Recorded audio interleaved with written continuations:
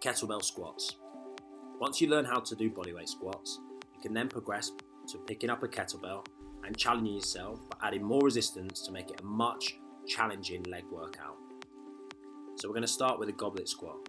The goblet squat is where you've got one kettlebell, you're going to hold it in front of your body, and then you're going to simply squat down. So the same technique in terms of breaking the knees, dropping the bum down.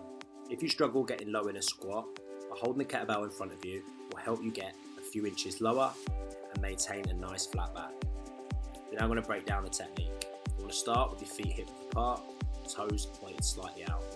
You don't want to hold the kettlebell where it's crushing your chest. You want to hold it just out in front of you. You want to make sure that your butt is squeezed and your abs are engaged. Just because you're holding the weight, you don't want to now be leaning back. You want that nice straight line, not leaning back, and then you're ready to go down. As you go down, you want to push your knees out.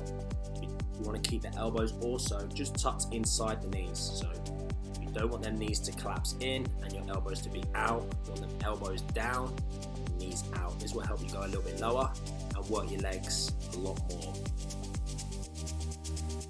So a lot of people, they tend to just push their bum far out as they can when they squat. That's not what you want to do with a squat. You want to drop your bum down. So don't think about going back, think about down. Obviously, as you go, bend the knees and drop the bum down. This will help you keep your chest nice and upright and get some extra depth.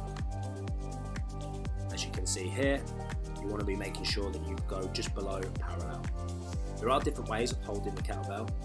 Again, whichever way that you decide, you want to make sure that it's not crushing your chest and it's just out in front of you. You can then progress to different variations. This is feet elevated goblet squat. This is where your heels are elevated. You can do these with a close stance, a normal stance, or a wide stance.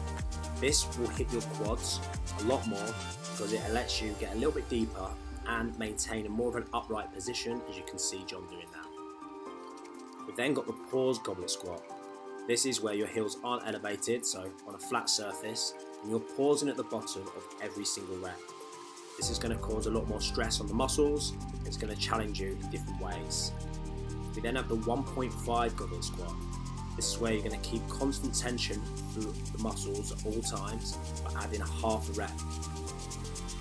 You still want to maintain a nice controlled pace, really slow, same, breaking the knees, dropping the bum down, and then when you come up all the way down, and then come up a little bit, so halfway, down and up, and that is one rep.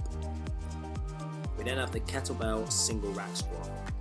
So when we're holding the kettlebell, we want to make sure it's in that rack position, so fist nice and tight into the center of the chest, elbow into the side, not out, and then I want you to punch your other arm right out to the side, and then squat down. This is not only going to challenge your legs, but it's also going to challenge your core.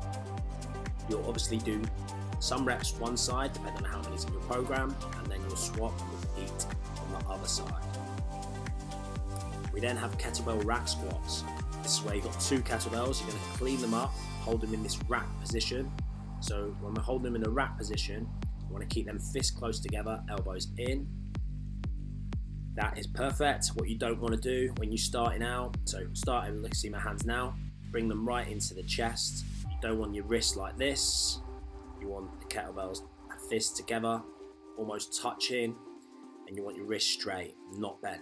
So let's get them straight. If you struggle to do this, then you need to reduce the weight. We don't want the elbows up like a funky chicken. We want them tucked into the side, into that rack position. Again, not out to the side.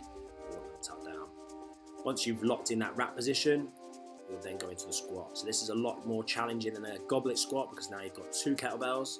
Not only is it going to build up your leg strength, but also your upper body and core strength.